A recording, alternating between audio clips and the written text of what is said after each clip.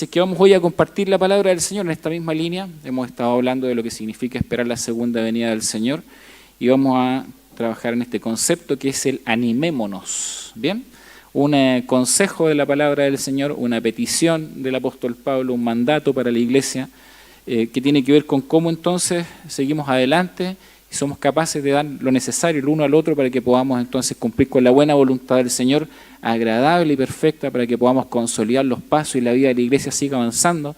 Y por supuesto, en todo lo que hagamos, honremos y glorifiquemos el nombre del Señor. Bien, entonces vamos a trabajar hoy en este texto. Primero hay algo de introducción como siempre, para que sepan todos dónde vamos, porque algunos después de 2 meses de vacaciones necesitan... Claro, obviamente, sí. No, si algunos siguen, la gran mayoría sigue las predicaciones y las reuniones, estén donde estén, así que gracias al Señor por eso.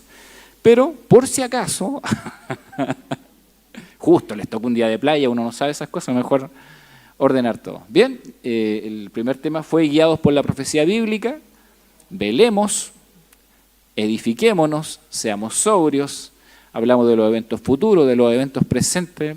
Es inevitable ver lo que está pasando esta semana a nivel mundial y mirar el devenir de la historia bíblica, ¿no? Cómo van avanzando los eventos de una manera tan acelerada.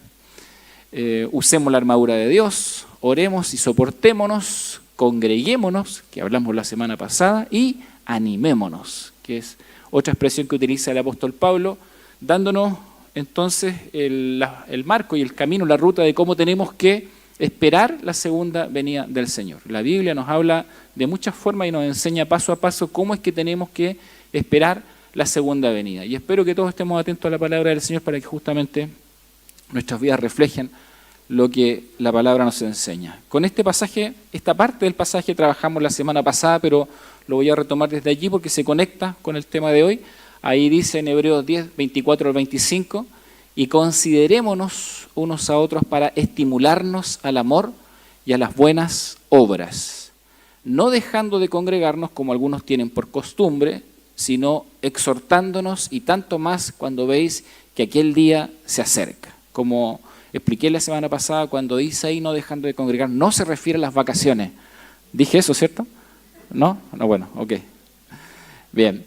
No dejando de congregarnos, sino más bien a la ley de la intencionalidad de muchas personas que conociendo los caminos del Señor optan por apartarse de la vida de la iglesia.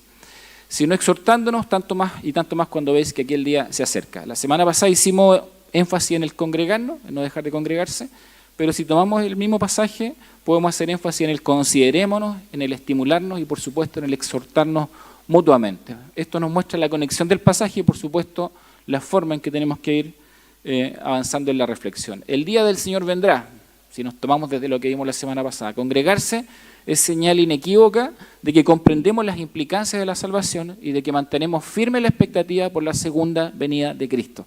Esto es muy importante. El congregarse es un espacio que el Señor ha propiciado, que el Señor nos ha regalado para que podamos preservar lo que Él ha hecho.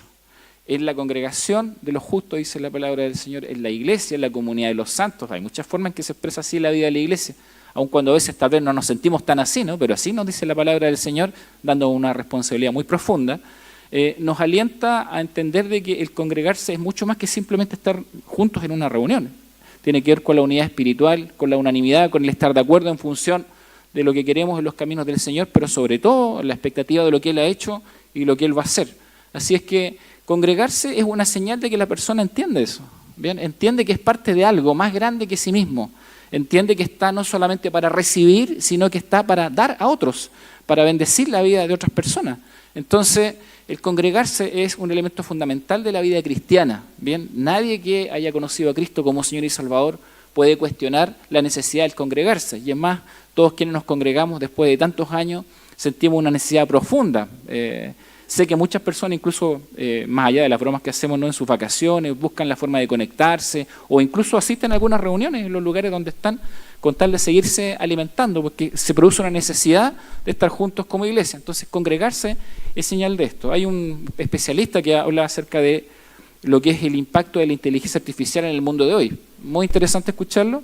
él dice que hay al menos 2 o 3 cosas que son relevantes, ¿no? Las tomo aquí para hablar justamente acerca de esto. Él dice que se ha reemplazado hoy en día la capacidad de escribir. El que está escribiendo la historia es la inteligencia artificial y no el ser humano. Es un elemento que se está perdiendo. Pero lo otro que se está perdiendo es también la capacidad de leer. ¿Sí? ¿Quién necesita leer si la información está toda procesada, ¿cierto? ¿Quién necesita leer o quién necesita investigar o quién necesita analizar si todo lo que necesito está al alcance de una petición? Ni siquiera hoy día es que tenga que digitar. Basta con que le hable a alguien para que me dé una respuesta, ¿sí? ¿Por qué tendría que analizar un proceso o anticipar escenario o realizar un análisis prospectivo de algo si en realidad la inteligencia artificial lo hace por mí? ¿Bien? Entonces el congregarse, fíjense que es interesante, nos muestra esta idea de un cuerpo que preserva algo. Y nosotros como iglesia preservamos la historia de Dios. Nosotros como iglesia preservamos la palabra del Señor. Nosotros como iglesia entonces preservamos el concepto claro de comunidad cristiana. Por lo tanto, el estar aquí reunido, el estar haciendo algo tan simple como estudiar la palabra juntos, como leerla juntos, ya es un acto de preservación. Así que el congregarse, por supuesto, nos muestra que hay una comunidad distinta, que ama a Dios, que busca al Señor, que quiere vivir con Él, que quiere tener una relación profunda con Él, y por lo tanto, entonces, todos los aspectos, ¿cierto?, externos, artificiales, que de alguna forma puedan conflictuar esta relación con Él, acá son preservados. Así que es necesario que nos congreguemos. No podemos simplemente estar a la distancia, aun cuando a veces eso puede llegar a suceder por cuestiones de fuerza mayor. Mientras no exista una fuerza mayor, siempre tenemos que hacer el esfuerzo, congregarnos. Entonces, tomo los conceptos que dicen ahí, considerémonos unos a otros para estimularnos al amor y a las buenas obras. Considerémonos significa esto, en el concepto en que fue escrito la palabra en la raíz griega.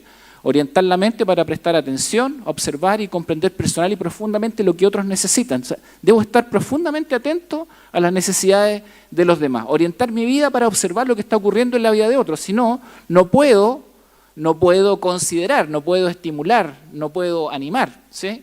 Esto es un elemento básico. Es la base para guiar a otros hacia el amor, hacia la libertad y hacia la excelencia. Si alguien está viviendo una vida incorrecta, yo debiese estar atento para ayudarlo y para orientarlo. No puedo simplemente mirar como si nada estuviese ocurriendo. De alguna forma somos responsables los unos de los otros. Y estimularnos significa esto: disputa y desacuerdo incluso con molestia que provoca una acción. Miren, entonces cuando el apóstol nos plantea este texto, dice, considerémonos unos a otros para estimularnos al amor. Cuando usa la palabra estimular, no está hablando de una cuestión simple, no está hablando de algo sencillo, está hablando incluso de llegar al punto del desacuerdo, de la disputa y de la molestia, de tal forma que se provoque algo en la vida de otra persona para que esta persona quiera cambiar. Yo a veces me pregunto, ¿cuándo fue la última vez que tuvimos una discusión seria por causa de la fe? Hoy en día existe esta tendencia pluralista a dejar que la gente piense como quiera pensar. Incluso los padres cristianos no son capaces hoy en día, lamentablemente, ¿cierto?, a veces de aleccionar bíblicamente a los hijos. Les cuesta mucho guiarlos y prefieren, por no tener una discusión, por evitar una pelea, ¿cierto?, dejar que las cosas sigan como si nada. A veces en la vida matrimonial pasa exactamente lo mismo. Un esposo, una esposa cristiano versus aquel que no lo es, ¿cierto? Y para evitar discusiones no se habla de este tipo de cosas. Y el texto bíblico nos dice que entonces el considerarnos para poder estimularnos a crecer en el amor, a tener libertad, a tener una excelencia de vida, que significa las buenas obras, entonces tenemos que tener la voluntad de entrar con determinación en un marco que incluso implique la disputa y el desacuerdo, hasta con molestia quiere decir el concepto, de tal forma que la persona pueda escuchar lo que necesita, no lo que quiere escuchar, sino lo que necesita escuchar. A veces pienso que este es un ejemplo muy claro. Yo recuerdo a mi madre, ¿se acordarán ustedes? No sé cómo era la relación con su madre y con su padre, pero mi mamá me estimulaba con una mirada nomás, no sé. ¿Sí? Bastaba una mirada y uno se sentía muy estimulado a hacer lo que tenía que hacer, ¿cierto? Claro, porque si no, claro, a eso me refiero, su determinación para corregir. En todo caso lo hizo muy pocas veces porque yo era un niño muy bien portado, en todo caso, sí. Entonces, pregúntenle. Bien, no está por acá, así que me salvo. Estimularnos y pienso en esa actitud determinada de amor. Finalmente uno después comienza a entender en el tiempo que la persona que te corrigió, que te castigó, que te puso límite, lo hacía porque te amaba y porque te ama. Y esa actitud finalmente es la que te estimula, ¿cierto?, a querer actuar distinto, a querer cambiar, a querer vivir de una manera diferente. Así es que a eso se refiere el pasaje. Considerémonos unos a otros para estimularnos. Es decir, no vivamos una vida donde las cosas parece que son de cierta forma y no se pueden cambiar. Al contrario, el texto nos está invitando entonces a una actitud diferente. Considerémonos para estimularnos. Y entonces el apóstol Pablo va a agregar a esto un elemento fundamental. Dice, porque no nos ha puesto Dios para ira, sino para alcanzar salvación por medio de nuestro Señor Jesucristo, quien murió por nosotros para que ya sea que velemos o que durmamos, vivamos juntamente con Él. Por lo cual, animaos unos a otros y edificaos unos a otros, así como lo hacéis. Y esa expresión, animaos, quiere decir exactamente lo mismo que la anterior. Bien, exhortar, estimular. Habla entonces de una intencionalidad. Animar tiene que ser parte de la vida cristiana, pero con todos estos elementos. En otra versión dice así, Cristo murió, NTV esta, Cristo murió por nosotros para que estemos vivos o muertos cuando regrese, podamos vivir con Él para siempre. Así que aliéntense y edifíquense unos a otros tal como lo hacen. Por lo tanto, el alentarse, el animarse desde la convicción de lo que el Señor ha hecho, estimularnos a hacer lo bueno, es parte ineludible de la vida cristiana. Todos tenemos que tener una vocación para animar la vida de otros. De ahí el animémonos. Se dice de muchas formas en la Biblia. El apóstol Pablo es muy concreto. Anímense unos a otros, aliéntense unos a otros. Y tomo como ejemplo un pasaje, pensando en este concepto que acabamos de revisar, que el apóstol Pablo comenta, de un hermano. El hermano Onesíforo se llama. ¿Vean? Si alguno tiene tentación de ponerle así a su hijo, no es muy actual este nombre, ¿ya? Dice, tenga el Señor misericordia de la casa de Onesíforo, porque muchas veces me confortó y no se avergonzó de mis cadenas, sino que cuando estuvo en Roma me buscó solícitamente y me halló. Concédale el Señor que halle misericordia cerca del Señor en aquel día, y cuánto nos ayudó en Éfeso, tú lo sabes mejor. Miren, tenemos dos pasajes en la Biblia, acá en 2 Timoteo los dos, donde se habla de esta persona. Aquí esto es lo más extenso que se habla, pero nos dice mucho acerca de él. Permítanme orar un momento para continuar con la predicación, pensando en esto. ¿Bien? Señor, muchas gracias, estamos en tu presencia. Guíanos con tu Espíritu Santo para que podamos ser sabios, no solamente para escuchar tu palabra, sino que para ponerla en práctica. Bendícenos en esta mañana con tu presencia y síguenos guiando, Señor amado, en esta reflexión en tu palabra. Bendícenos en el nombre de Cristo Jesús. Amén. Entonces, tenga el Señor misericordia de la casa de Onesíforo, dice Pablo. Y Pablo lo dice desde la cárcel. ¿Bien? Porque muchas veces me confortó y no se avergonzó de mis cadenas, sino que cuando estuvo en Roma me buscó solícitamente y me halló. Concédale al Señor que haya misericordia cerca del Señor en aquel día. Y cuánto nos ayudó en Éfeso, tú lo sabes mejor. El testimonio acerca de un hermano que entendía profundamente esto que acabamos de hablar. Animar, estimular, sostener la vida de otro. Animarse unos a otros, desde el concepto también bíblico, significa, primero, llamar cerca. ¿Bien? Es invitar. Implica la intencionalidad de establecer una relación con alguien. No puedo entonces simplemente pensar que voy a animar la vida de otra persona de una manera displicente, a la distancia, sin comprometerme o sin entender lo que esa persona está experimentando. Necesito llamarlo cerca, quiere decir el texto. Necesito establecer una relación con esa persona, necesito conocerlo, necesito saber entonces cómo piensa, con el objetivo de orar, presentar, alentar, amonestar, animar, confortar, consolar, exhortar y aún exigir, significa el concepto. ¿Ven? Tómelo usted en la posición en la que se encuentre en la relación con alguna persona. Pero nosotros debiésemos ser muy determinados a la hora de animar, entendiendo que el animar a otro implica todos estos elementos, Quiero decir entonces que animar no tiene que ver con estos conceptos simplistas postmodernos donde uno le da una palmadita en la espalda a la persona y sigue adelante como tú quieras, diciendo lo que quieras, haciendo como quieras. En ninguna parte de la Biblia nos da a entender que esa es la forma de animar o de estimular a la otra persona. No se trata de darle una palmada en la espalda a alguien.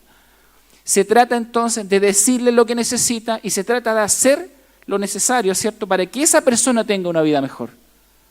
Entonces es un tremendo desafío, porque es un desafío en el marco y en el contexto de hoy incómodo.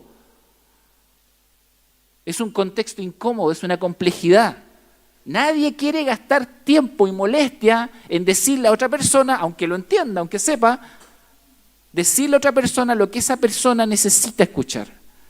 Es muy difícil, pero quiero decirles algo. La mayoría de las personas sí está esperando que alguien le diga algo. ¿Sí? Puede que se moleste, puede que no te hable un tiempo, ¿sí? Puede que no te quiera saludar, pero si es lo correcto y sabe que le hace bien, en algún momento eso trae fruto. Y entonces la persona comienza a reaccionar. Y cuando las personas se sanan, y cuando el Señor las levanta, y cuando su vida es corregida, se va a acordar de la única persona que le dijo lo que tenían que decirle. ¿Sí? Las personas se acuerdan de eso.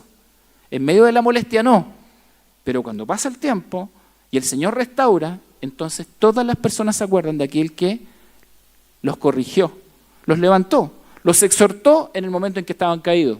Así es que sí, esta es parte importante del animar a otra persona. Corresponde entonces al apoyo mutuo para mantener firme la relación con Cristo mientras esperamos su segunda venida. Somos responsables el uno por el otro mientras Cristo viene. Tenemos que ayudarnos mutuamente para seguir perseverando en los caminos del Señor. Síganse animando unos a otros, dice otra versión respecto de ese pasaje. Y cuando uno mira la Biblia, se da cuenta que este ha sido el sello de los grandes hombres de Dios y de las grandes mujeres que sirvieron al Señor. Ayudarse unos a otros, animarse unos a otros. ¿Se acuerdan ustedes del caso de Elías y Eliseo? Elías pensaba que estaba absolutamente solo, ¿sí? Y el Señor le dice, no, yo tengo reservado incluso 7,000 que no se han arrodillado delante de los Baales, dice él.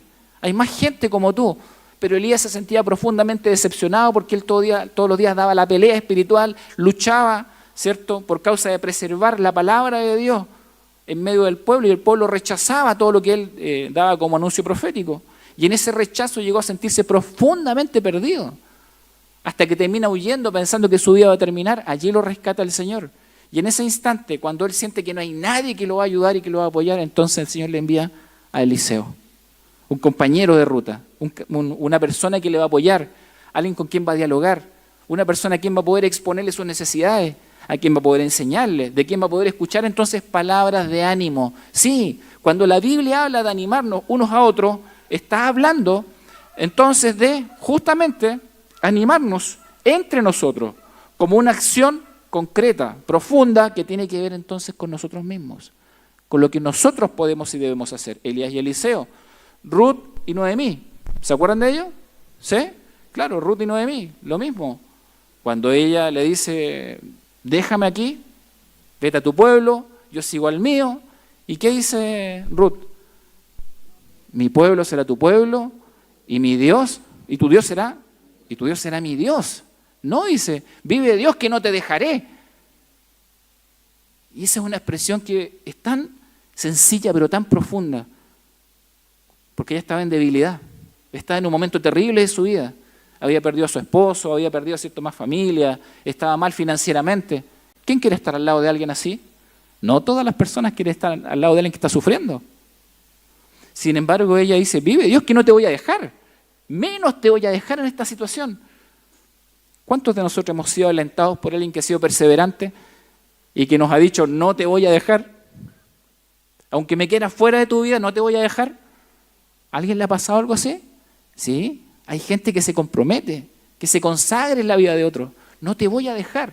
Ruth le dijo eso a su suegra. David dijo a Natán, ¿se acuerdan? ¿Sí? Siendo perseguido, siendo humillado. Cuando le faltaron los amigos, entonces llegó Jonatán para poder apoyarlo, sostenerlo, entregarle su espada, reconocer su autoridad, lo que nadie quería hacer. Reconoció la autoridad presente y futura del que iba a ser el rey. Dice, yo estoy contigo, te voy a apoyar. Y mostró lealtad. Incluso, Jonatán fue más leal a David que su propio padre, porque su padre estaba haciendo lo incorrecto. Y él, dándose cuenta que su padre estaba actuando de manera incorrecta, entonces ayudó a David. ¿Ven? Animarse unos a otros implica este nivel de compromiso. Pablo y Bernabé, cuando Pablo llegó a conocer al Señor y quería ser parte de ahí de los apóstoles y de los discípulos, la Biblia claramente dice que nadie lo quería con él. Todos tenían dudas respecto de las intenciones del apóstol Pablo. Muchos pensaban que simplemente era una estrategia de aquel que había sido perseguidor de la iglesia. Es Bernabé el que va a buscarlo. Es Bernabé el que habla con él. Nadie más se quiso poner en riesgo por Pablo. Bernabé asumió el riesgo y dijo, bueno, ¿será que este hombre realmente se convirtió? ¿Será que realmente es un hijo de Dios? Hay que ir a verlo, así no nos vamos a enterar, dice Bernabé. Tengo que ir a hablar con él, tengo que conocerlo. Y asumió el riesgo. Asumió el riesgo con aquel que era el perseguidor de la iglesia. Y se puso delante de él y habló de él. Y entonces reconoció en él una verdadera conversión. Alguien tuvo que dar el paso para que Pablo llegase a ser el gran apóstol que fue. Bernabé se comprometió entonces con Pablo. Y finalmente llegamos a él, miren, Pablo y Onesíforo. Nunca lo mencionamos mucho a él, ¿no? Su historia es muy cortita. Onesíforo. Pero Pablo recibió un tremendo apoyo de esta persona. Ahí está nuevamente el pasaje. Muchas veces me confortó, no se avergonzó de mis cadenas, me buscó solícitamente, me encontró, nos ayudó en Éfeso. La historia de Pablo y Onesíforo se resume en esos conceptos. Me confortó. Eso hizo él. ¿Saben que la expresión en el original en griego significa alguien que pone un paño frío en medio de una fiebre? ¿Alguien hizo eso? ¿Con alguno de ustedes? ¿Sí? Yo recuerdo a mi mamá poniendo pañito frío, ¿sí? Cuando uno tenía fiebre. El significado de la expresión es tremendamente íntima. Eso está diciendo, él me confortó. En el peor momento de mi vida, él estuvo conmigo. En el momento de mayor angustia, en el momento de la fiebre, dice el apóstol Pablo, él vino y puso un paño frío en mí. Entonces me confortó y trajo alivio a mis necesidades. Me confortó.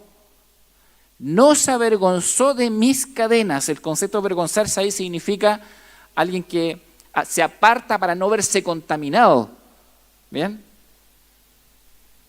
Pero, de hecho, en este pasaje y en otros más, el apóstol Pablo va a decir que muchos lo dejaron, muchos lo abandonaron. Antes de este versículo hay un pasaje donde se menciona específicamente los nombres de los que lo dejaron. Me dejaron todos los que están en Asia, dice incluso el apóstol Pablo. Imagínense. ¿Por qué? Porque el hecho de que él estuviese en cadenas, que estuviera en la cárcel, era motivo de vergüenza para algunos. Era por causa del Evangelio, por predicar el Evangelio. Pero aún así a muchos lo avergonzaba, así que no lo visitaron en la cárcel. Pero Onesíforo sí. Él se dio el tiempo que nadie más se dio. Hizo el sacrificio que nadie más quiso hacer.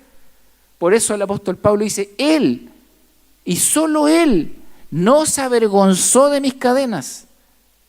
Eso significa que Onesíforo tenía un profundo concepto de la voluntad de Dios y entendía perfectamente que esto era a causa del Señor. Pero más allá de eso, más allá de lo teológico, más allá de lo espiritual, la relación de este hombre, trayéndole paz a Pablo y descanso y tranquilidad, es una relación también profundamente humana. Entendiendo las necesidades de alguien más. Me buscó solícitamente. Buscar en las cárceles de Roma no era algo sencillo. Además, Pablo había apelado a César, así es que había una serie de situaciones, se trasladaban de una cárcel a la otra. Me buscó solícitamente hasta encontrarme, dice. Y la expresión allí significa que él era alguien enérgico y determinado. No estuvo dispuesto a irse de vuelta simplemente porque no lo encontró en el primer o en el segundo lugar. Lo buscó solícitamente hasta encontrarlo y lo halló, dice Pablo, y me encontró. ¿Bien? Y además usa esta expresión, él nunca ha dejado de apoyarme. Cuando estaba en Éfeso, dice, él nos apoyó. Pablo planta la iglesia de Éfeso, por allí queda como pastor Timoteo, y se presume entonces que Onesíforo conoció al Señor allí. Y desde allí él se planificó para visitar al apóstol Pablo. Ahí está el viaje que él hace. Dice Pablo que fue desde Éfeso hasta Roma, hasta allá, hasta la cárcel en Roma. Ese viaje son 2.776 kilómetros. Hoy es lejos, ¿cierto? Hoy es lejos. El viaje en aquel tiempo duraba 3 a 4 semanas y era una mezcla. Se hacía una parte por mar y otra parte por tierra. Entonces significa que este hombre solamente en la ida tenía un mes y en la vuelta tenía otro mes. ¿Cuánto tiempo de su vida apartó solamente para visitar a Pablo? Y Pablo dice que lo hizo varias veces. ¿Se dan cuenta de la determinación? La persistencia para apoyar y para ayudar a alguien más. Entonces a esto se refiere el apóstol Pablo cuando habla de la capacidad que debemos tener de animar a otros. Determinación, valentía, esfuerzo. No es cosa de un día, no es cosa de un momento, no es cosa de una oración. No nos podemos cansar ante la primera oración donde aparentemente no veamos respuesta. Tenemos que perseverar por el bienestar y la vida de las personas. Animaos unos a otros, dice el apóstol Pablo, y él lo dice porque él recibió el ánimo de una persona, de esta persona, que lo acompañó, lo sostuvo, puso un paño frío en su frente en el momento de la fiebre y no se avergonzó de él a pesar de lo que estaba viviendo. Él llegó entonces a acompañar al apóstol Pablo. ¿Motivos para animar a otra persona? Mucho. La soledad, que es un flagelo hoy en día. Cada vez la gente está más sola. La reducción de la familia. Hoy la familia está reducida. ¿Se imagina cómo va a ser en 10 años más esto? ¿Sí? Problemas laborales y financieros. Problemas de salud. Problemas emocionales. Estos son muy complejos hoy en día. Problemas relacionales. Debilitamiento espiritual. Y por supuesto una vida en pecado. Y a veces nosotros tenemos vocación para lo de arriba, sobre todo para lo emocional, porque estar en un momento, en una situación donde alguien está pasando un momento difícil en lo emocional, yo diría que no cuesta tanto, que uno se duele con la realidad de las personas y es fácil acompañar allí. Y la gran mayoría de nosotros, de hecho, lo hace allí, en ese contexto. Pero ¿cómo estamos cuando nos damos cuenta que la otra persona tiene una vida en pecado? ¿Estamos dispuestos a animar al otro en esa realidad, en ese contexto? Dar un paso de determinación, de involucrarnos de tal manera que sepamos que esa persona nos va a recibir mal probablemente, o va a recibir mal lo que vamos a decir. Pero aún así, obedeciendo a la palabra del Señor, estamos dispuestos a dar un paso más. Motivos para animar a otra persona hay muchos, y a esto le podemos agregar tantos otros más. Pero sobre todo, queridos hermanos, nosotros tenemos al menos un par de grandes motivos. Uno es que nosotros hemos recibido el ánimo que viene de Dios. Nosotros lo hemos recibido. Jehová es mi fortaleza y mi escudo. En Él confió mi corazón y fui ayudado. Por lo que se gozó mi corazón y con mi cántico le alabaré. Hermoso salmo, ¿cierto? Salmo 28:7. Sí, nosotros hemos recibido la compañía y el ánimo que viene del Señor. En nuestros peores momentos, el Señor nunca nos ha dejado. Nunca. Salmo 27:14 dice, aguarda a Jehová, esfuérzate y aliéntese tu corazón. Sí, espera a Jehová. Sí, hermanos, nosotros hemos recibido la compañía del Señor.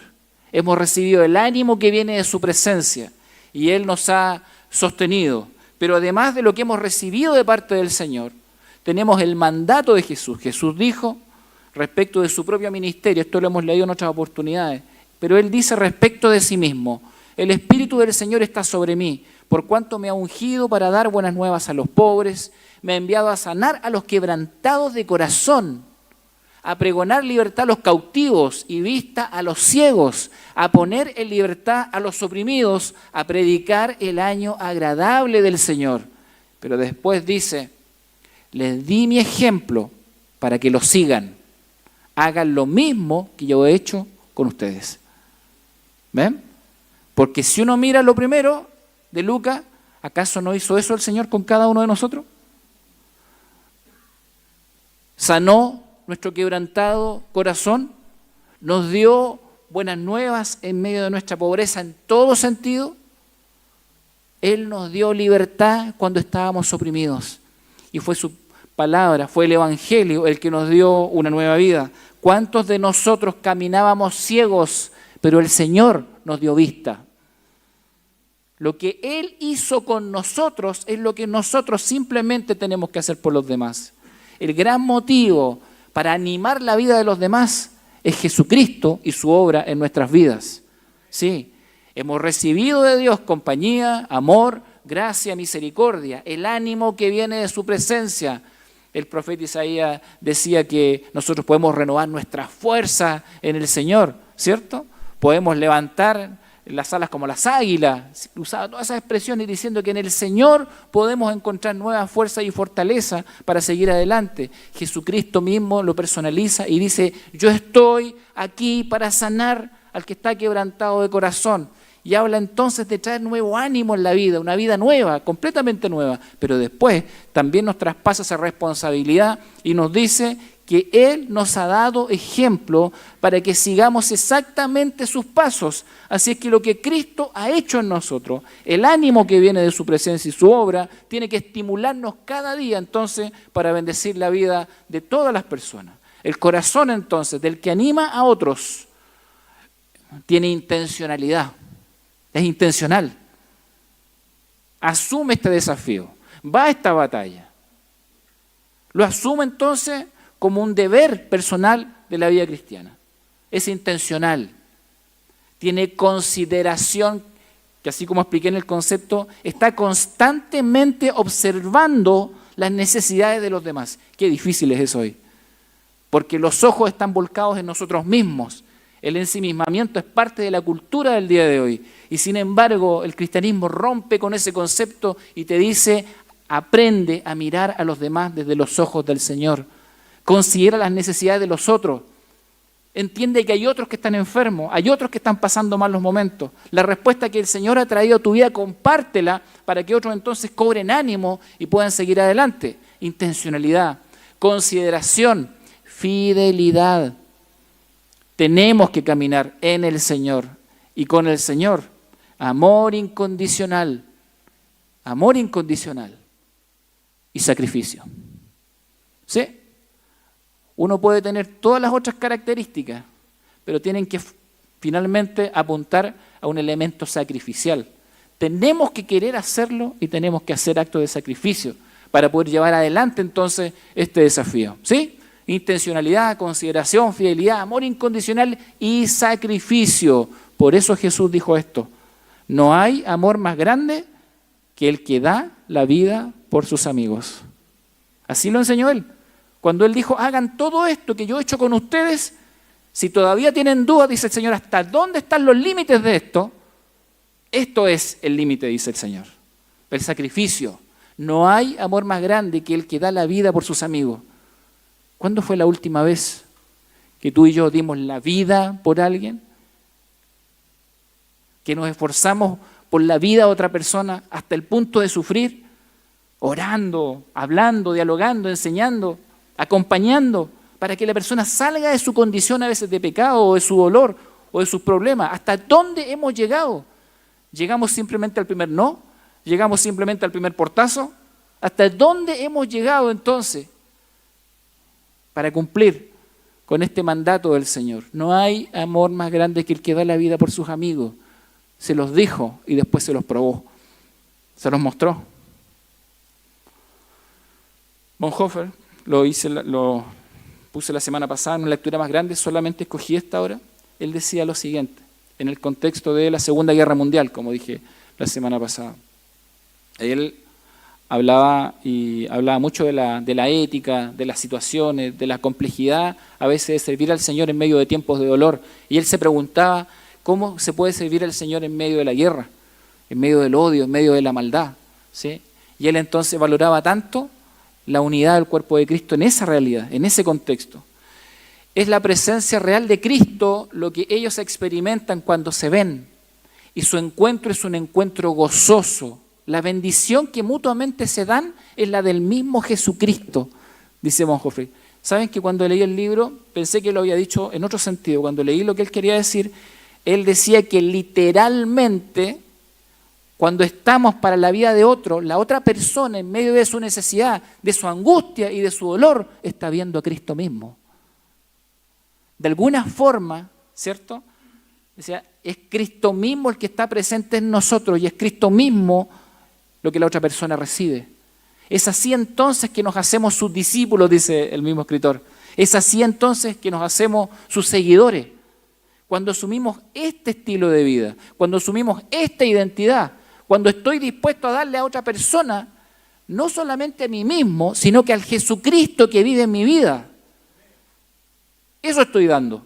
Por eso él decía, cuando se encuentran las personas después de tiempos de angustia y se encuentran dos personas que se aman, y dos personas que tienen fe y que creen en el mismo Señor, entonces ese encuentro es gozoso. Mutuamente, dice él, se dan esta bendición, la bendición del mismo Cristo que está presente. Esa es una foto real de la guerra. Y se parece mucho al abrazo que el Señor le dio a tantos, ¿no? ¿Y no se parece acaso al abrazo que el Señor nos dio a nosotros?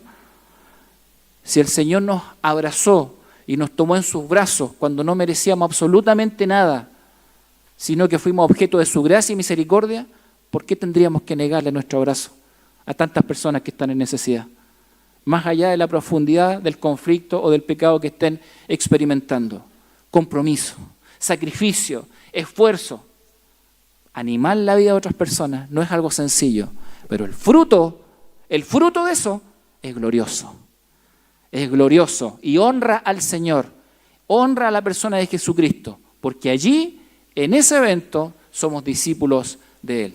Ahí están, animarse unos a otros, llamar cerca, repito este concepto, orar, presentar, alentar, amonestar, animar, confortar, consolar, exhortar, exigir si es necesario, ayudar a otros a mantener firme la relación con Cristo mientras esperamos su segunda venida. Nos necesitamos, hermanos, nos necesitamos mutuamente, nos necesitamos para animarnos juntos y seguir al Señor. Anímense unos a otros, dice la palabra del Señor, porque el día del Señor vendrá. Y mientras llega ese día, que el Señor nos ayude para hacer lo que tenemos que hacer. Que el Señor les bendiga mucho. Vamos a orar delante de la presencia del Señor.